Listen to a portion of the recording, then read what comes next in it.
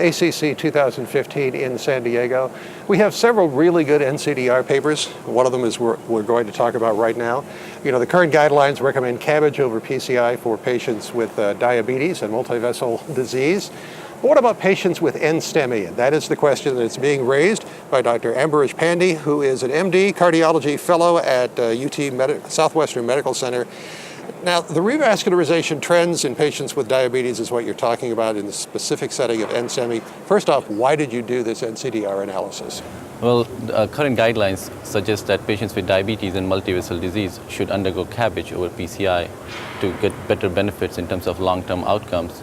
However, there has been studies that have shown that there's a significant implementation gap in patients with stable CAD in this setting, such that only 1 out of 3 patients with stable CAD actually get PCI, but not CABG that they should. And not much is known about the practice trends in patients who present with NSTEMI. And NSTEMI population is relevant here because the decision for revascularization may differ in NSTEMI patients as compared to the stable CAD patient. So that's why we decided to look into this issue using the NCDR database. Which gives you a large number of people that you can look at.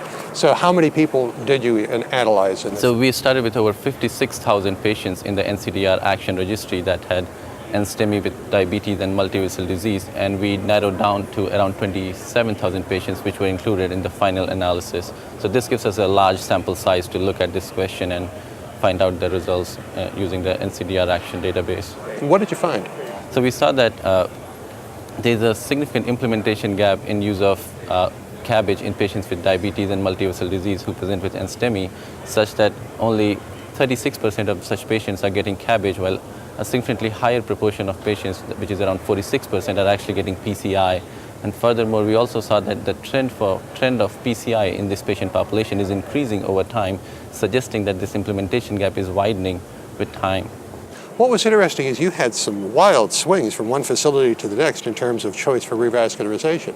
Yeah, we did observe significant hospital-level based variability in the proportional use of CABG and PCI, which suggests that there is a lot of lack of clinical consensus on what is the best strategy or best approach to take in such patients. I think you're absolutely right.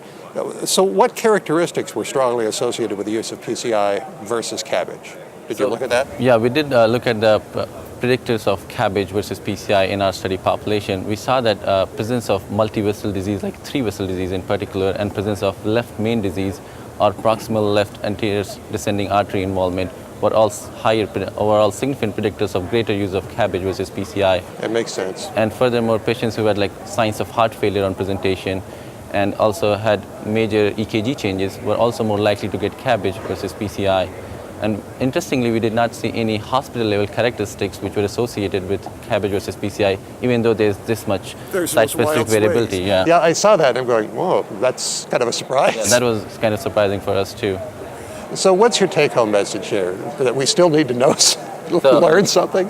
The take-home message is that there is this significant implementation gap between the current existing evidence base and the routine revascularization practices among patients with diabetes and multivessel disease who have NSTEMI, and future steps need to be taken to understand the reasons behind this large site-specific variability that we see, and also take steps to alleviate this implementation gap in our practices currently.